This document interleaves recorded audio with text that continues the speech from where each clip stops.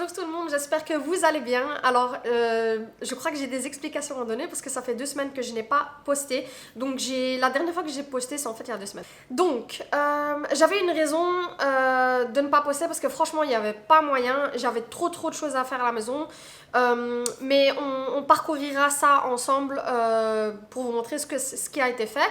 Alors, la semaine passée, c'est le conteneur, exactement 2 conteneurs qui sont passés à la maison. Donc, on a vraiment tout débarrasser, tout ce qui est poubelle.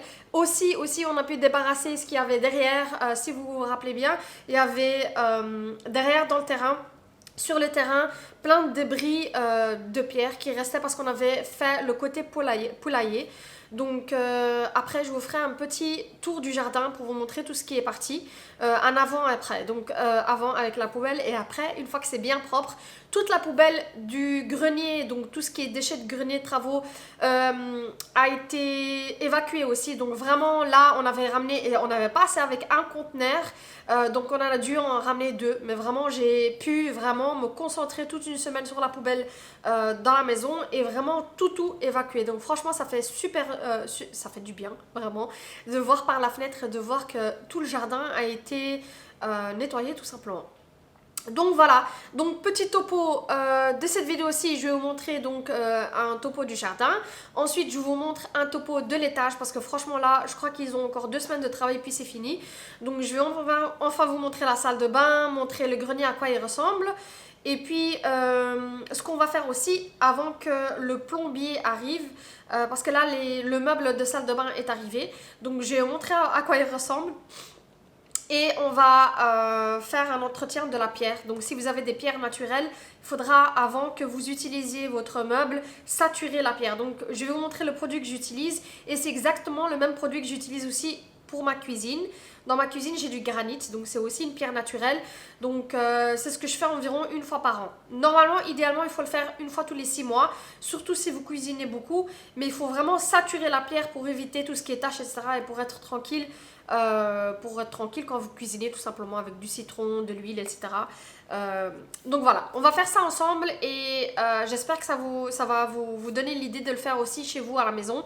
Si vous avez de la pierre naturelle dans la salle de bain ou la cuisine, il faut vraiment le faire une fois par an au minimum. Et puis qu'est-ce qu'on va faire aussi? Ah oui, petit topo après du grenier. Donc cette semaine, jeudi, c'est l'escalier définitif qui est installé. Et ensuite, pour la semaine prochaine, j'ai pour finir trouvé un indépendant qui va me faire mes armoires encastrées à l'étage. Sauf que j'ai décidé de ne pas tout faire en même temps parce que j'ai vraiment envie de bien faire. Et comme ce que je fais coûte pas mal d'argent, le faire chez un indépendant me coûte moins cher que si je vais chez Ego ou chez peu importe une société qui fait des armoires encastrées. Mais ça reste que pour ma chambre c'est un assez gros budget. Finalement j'ai 12 portes, j'ai presque 6 mètres linéaires dans ma chambre. J'avais mal compté, j'avais compté 5 mètres mais j'en ai 6. Donc c'est un assez gros budget. Donc je vais commencer par la petite chambre et par le couloir pour vraiment déjà désencombrer tout ce que j'ai en bas, monter le maximum d'affaires en haut et de pouvoir bien agencer le bas. Donc voilà, ça veut dire qu'il y a vraiment plein de vidéos à venir pour ces prochaines semaines parce qu'une fois qu'on a terminé le grenier, on va passer à les finitions. Les finitions sont faites par nous-mêmes, donc tout ce qui est peinture, etc., on va le faire nous. Une fois qu'on a terminé la peinture en haut, on va monter les affaires en haut, mettre les affaires des enfants en haut, organiser les armoires encastrées. Donc ça veut dire aussi qu'il faudra organiser les armoires encastrées en bas, vu que j'aurai plus de place en bas. Donc on va vraiment tout réorganiser dans la maison. Ensuite on passe par le paneling en bas. Je vous avais dit que je voulais faire du paneling. Donc on va faire ça ensemble, ce sera un DIY. Et puis on va passer par la peinture en bas, faire les dernières finitions en bas, ce sera fait par nous. Donc ce sera le printemps et l'été. Et j'espère que d'ici la fin de l'été, on aura fini. Mais donc vraiment, il y a plein de DIY qui vont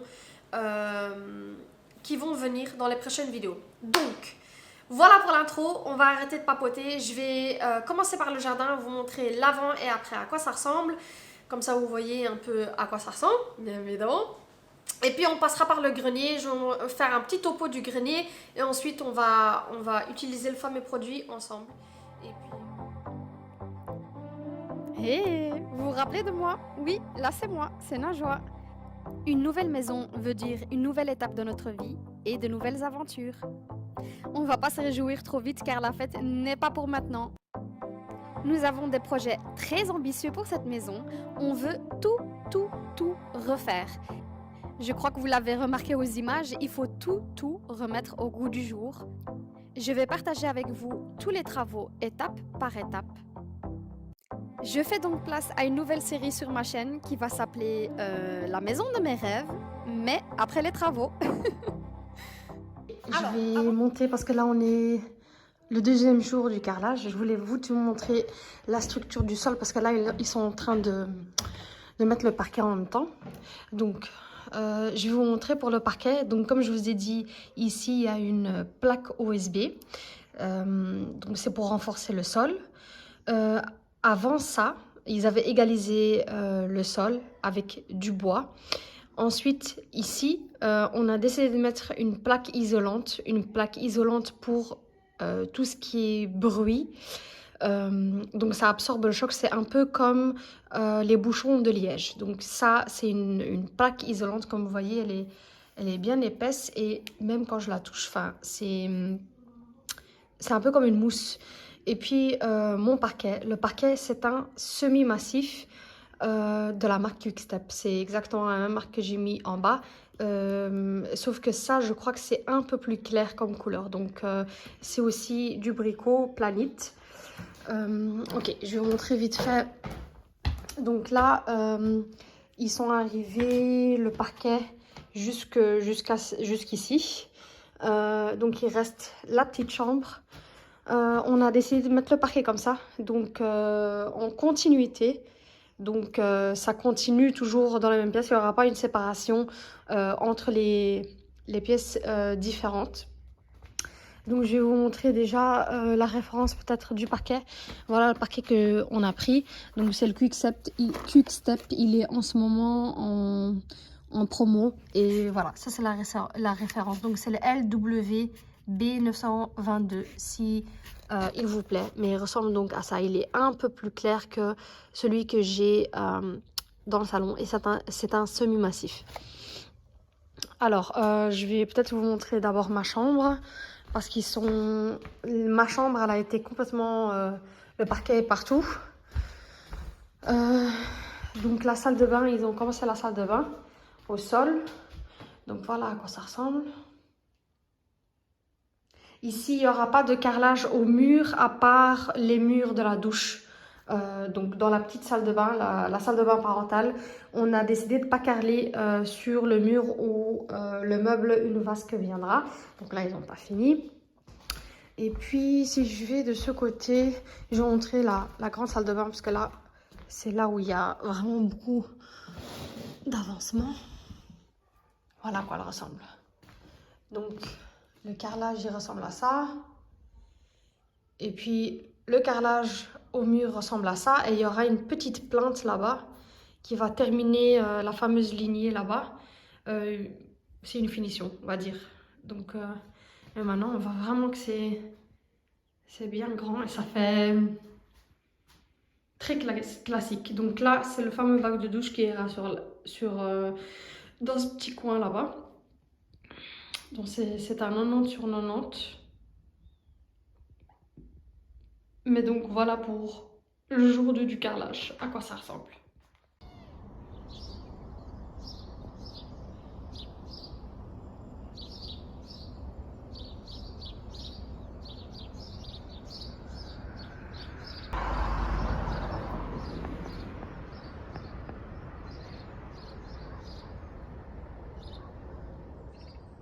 Ok, on se trouve actuellement à l'extérieur. Donc voilà ce qui reste des débris dans le jardin. C'est tout ce qui reste. Donc on a ici du bois, on a des palettes, etc. C'est tout ce qu'on a besoin encore pour la maison. Et là-bas plus loin, il y a tout ce qui est fer. Mais ça c'est à vendre. Donc on peut récupérer un peu d'argent comme ça. Mais vraiment tout est bien vide. Et puis surtout, le truc le plus satisfaisant, c'est ce qu'il y a derrière. Franchement, si vous vous rappelez bien, j'avais le poulailler derrière. On avait agrandi l'espace des poules derrière. Et donc, il y avait plein de débris à jeter, tout ce qui était pierre et béton, etc. Et maintenant, il n'y a plus rien. Il n'y a vraiment plus rien. Alors, pour celles qui me demandent encore, je n'ai plus de poules. Elles avaient été attaquées. Donc, j'ai décidé de recommencer au printemps de Inch'Allah avec une toute petite cabane, une toute nouvelle cabane, donc vraiment pour tout recommencer à zéro. Mais donc voilà ce que ça donne. Franchement, tout est vide et c'est super satisfaisant de voir que le jardin est vide maintenant.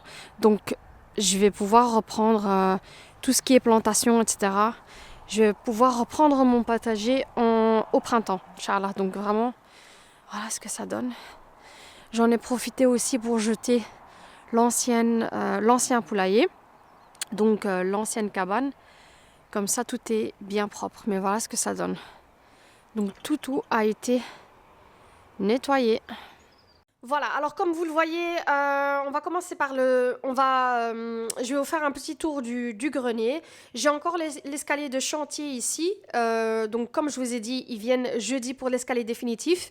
Donc Inch'Allah, pour la prochaine vidéo, vous aurez ici l'escalier définitif. Je ne sais pas s'il sera visible, parce qu'il faudra encore le protéger jusqu'à ce que le plombier finisse en haut. Mais donc voilà, à partir de la prochaine vidéo, vous verrez la forme de l'escalier définitif.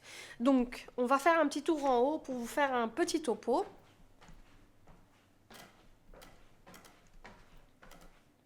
Alors, comme je vous avais dit, le parquet a été installé, mais voilà, on a décidé de le protéger pour l'instant jusqu'à ce que l'équipe parte. L'équipe, en tout cas, qui fait les travaux dans le grenier.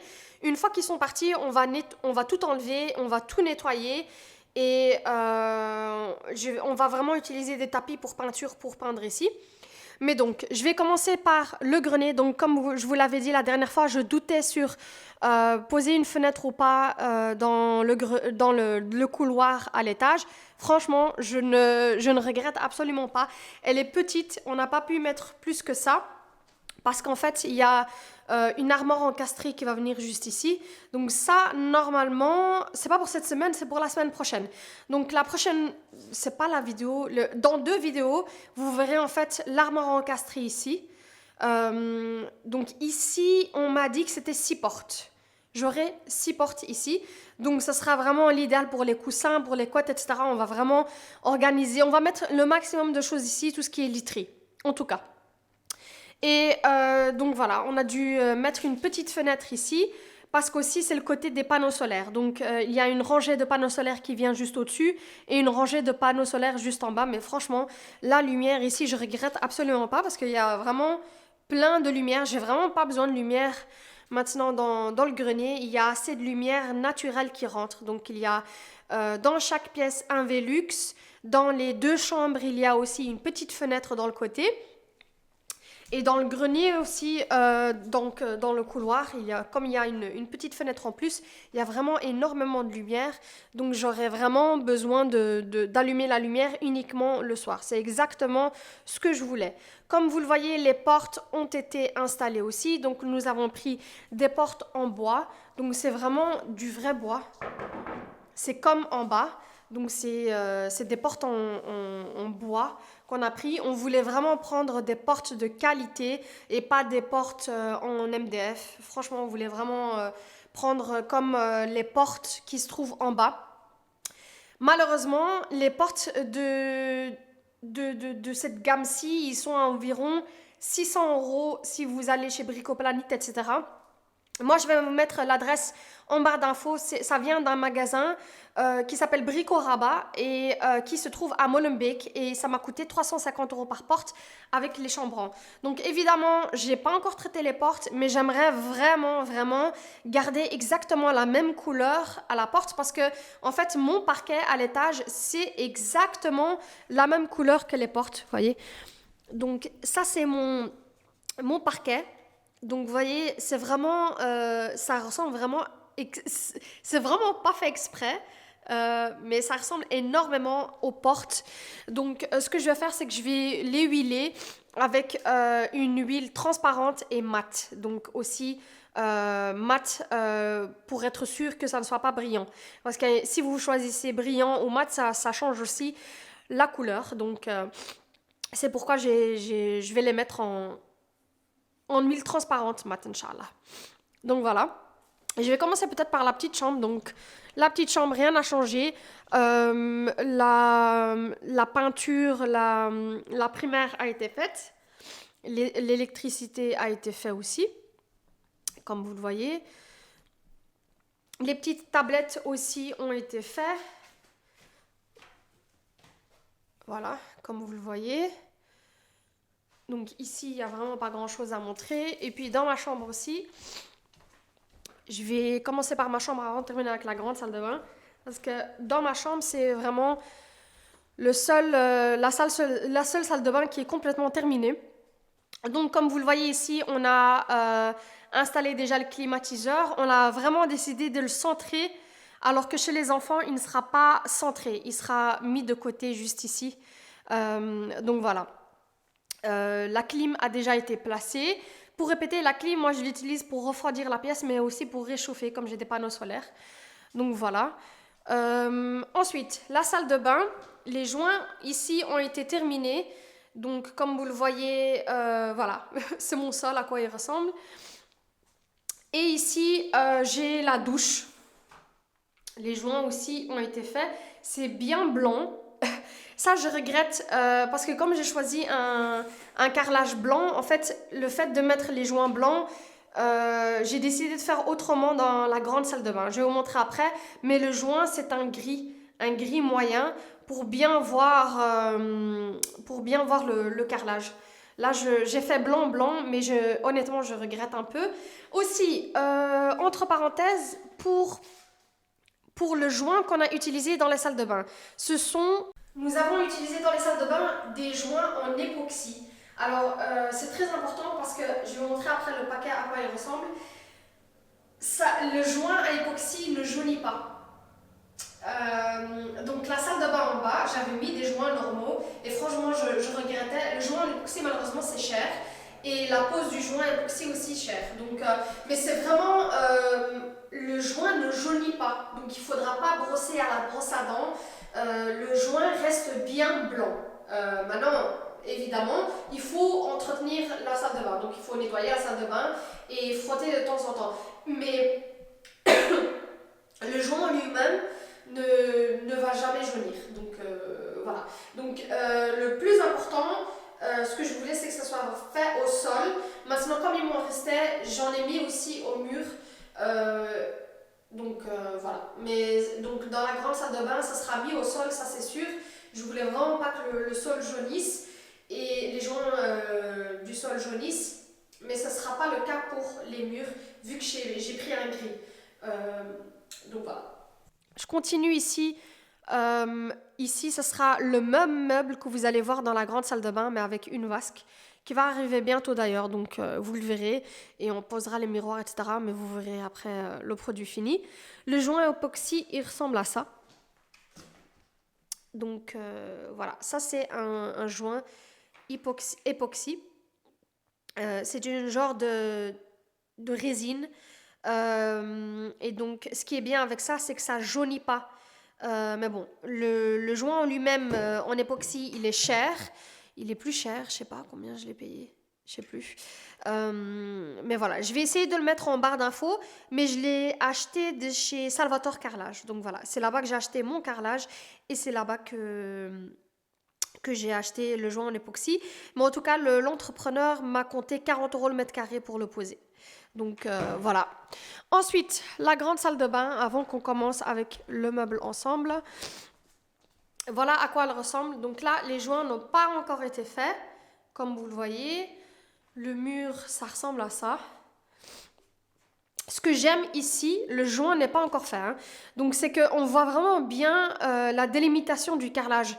Alors que ce n'est plus le cas dans la petite salle de bain parce que j'ai choisi un joint blanc. Donc pour garder ces lignes au mur, j'ai décidé de faire un gris. Pas trop foncé, je voulais pas avoir quelque chose de trop foncé pour pas avoir vraiment de lignes, mais je voulais que ce soit un gris pour que vraiment on voit les délimitations des carrelages. Et donc voilà à quoi ressemble la douche une fois terminée. Donc tout ce qu'on attend ici, c'est les joints qui seront faits cette semaine et après ce sera au tour du plombier. Et puis voilà pour le meuble de la salle de bain. Je l'ai pris chez Maison du Monde. Alors à la base je voulais le prendre chez Aqua Prestige, mais ce genre de meuble franchement c'est hyper cher. Donc vous êtes entre 2 à 3 000 euros par meuble. Chez Maison du Monde il est à 1900. Donc finalement il était moins cher chez Maison du Monde. Donc voilà, et le meuble de la petite salle de bain c'est exactement le même meuble mais avec une vasque. Et comme c'est une pierre naturelle, alors ce que j'aimais aussi énormément dans ce meuble, c'est que vraiment mon évier est fait de la même pierre que mon plan de travail. Donc c'est vraiment la même chose. C'est ce qui me plaisait le plus dans ce meuble. Mais comme c'est de la pierre naturelle, il faudra la saturer. L'eau, c'est pas grave, mais tout ce qui est dentifrice, ça va laisser des taches. Donc pour ça, on va utiliser ce produit-ci. Je vais vous le montrer. Voilà. C'est ce produit-ci qu'on va utiliser pour la salle de bain et c'est le même produit qu'on utilise aussi pour la cuisine. Donc comme j'ai du granit dans la cuisine, comme je vous ai dit, c'est le produit que j'utilise aussi dans la cuisine. Mais donc il va protéger contre les taches d'huile, il va protéger contre les taches de tout ce qui est acide, donc citron par exemple, je pense au citron. Donc ça va vraiment venir saturer la pierre. Donc si vous le voyez en fait ici dans les images, si vous avez ce genre de pierre, c'est que probablement... Ce genre de tache, c'est que probablement il y a eu vous avez renversé quelque chose où il y a eu une tache et puis ça a été absorbé par la pierre et ça ressemble par après à ça.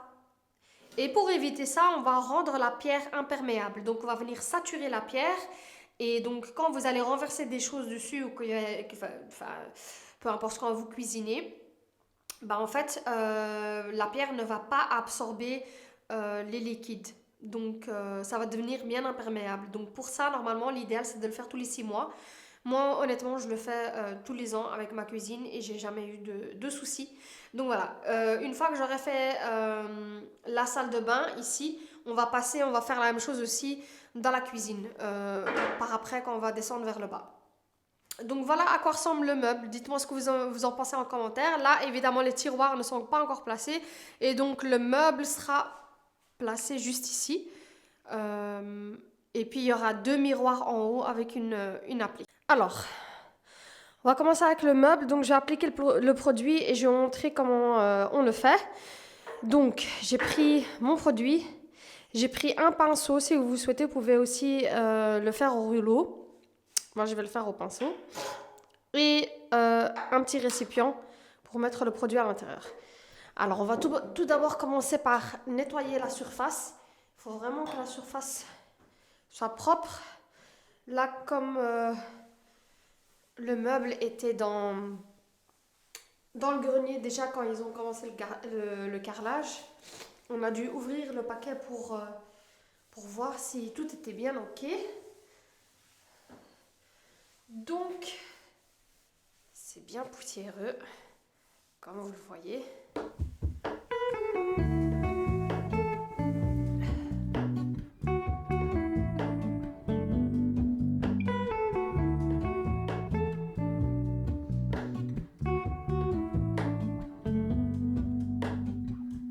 Hello, Ramona.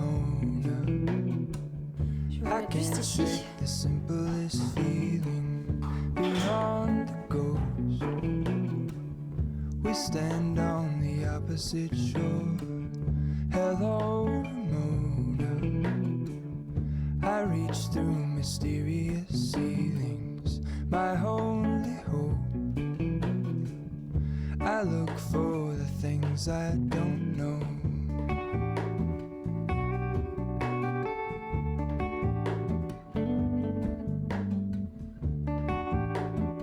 Alors, je vous montre de plus près à quoi ça ressemble la partie où j'ai mis le produit. Donc là, ça n'a pas encore absorbé, c'est en train de s'absorber.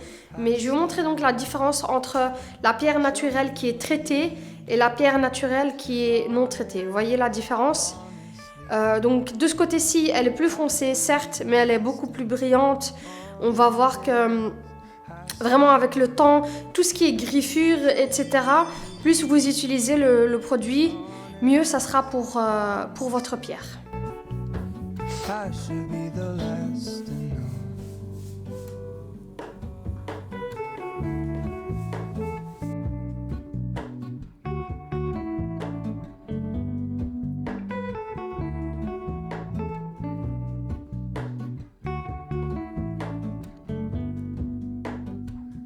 Hello to Mona, I mistook you for a dream. The engine glows, and I guess you always seem to know. Hello Mona, I push back the serious feeling. The end's unknown, to get back the life I used to know.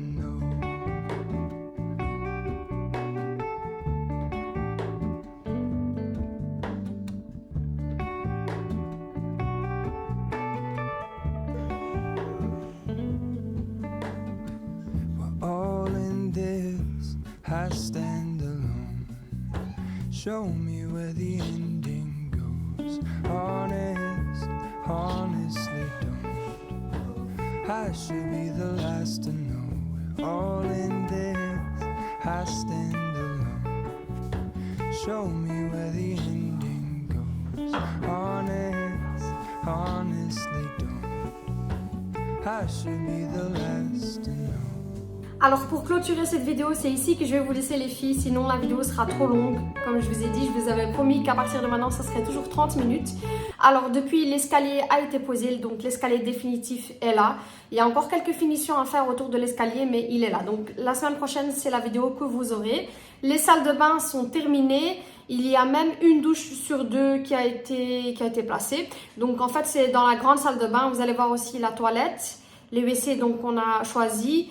Ainsi que, enfin vous verrez, donc la semaine prochaine ce sera l'escalier, la salle de bain et puis aussi donc demain c'est, aujourd'hui on est lundi, je poste la vidéo aujourd'hui, mais demain on commence les armoires encastrées. Alors vous avez été nombreuses à me conseiller de prendre un indépendant, c'est ce que j'ai pris finalement, mais pour faute de budget je ne vais pas faire la grande chambre, je vais me concentrer uniquement sur la petite chambre et sur l'armoire du couloir. Donc voilà, vous aurez ça aussi dans la vidéo la semaine prochaine, donc vous verrez le rendu final des armoires encastrées, etc. Je voulais vraiment avoir quelque chose de sur mesure et de qualitatif. Donc voilà les filles, dites-moi ce que vous en pensez en commentaire. Si vous avez d'autres questions ou bien si vous avez des suggestions, n'hésitez pas à me le dire aussi en commentaire. Moi je vous fais de gros bisous et vous dis à la semaine prochaine, Inch'Allah. Au revoir.